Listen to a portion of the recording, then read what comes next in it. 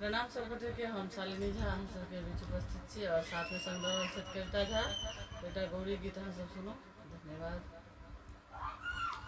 गौरी पूजन चलू सिया मुदित मन पिया के संग में ना। गौरी पूजन चलो सिया मुदित मन पिया के संग में ना। पिया के संग में बलम के संग में, पिया के संग में बलम जी के संग में। गौरी पूजन चलो सिया मुदित मन पिया के संग में ना। गौरी पूजन चलो सिया मुदित मन पिया के संग में ना। बाबा लगोलन धनी फूल बरिया, बाबा लगोलन धनी फूल बरिया।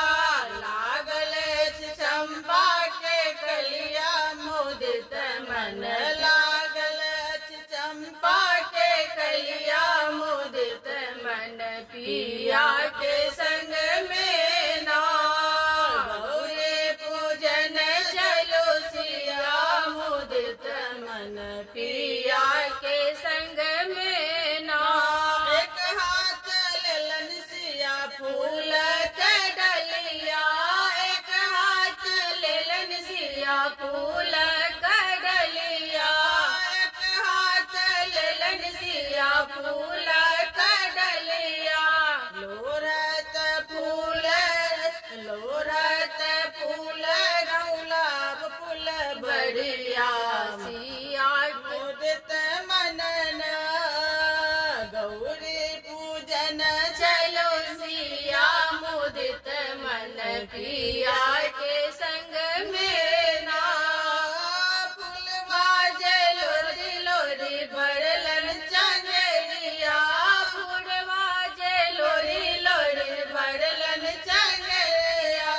हाथ लेलन फूल डलिया मुदित मन, हाथ लेलन फूल डलिया मुदित मन पिया के संग में ना।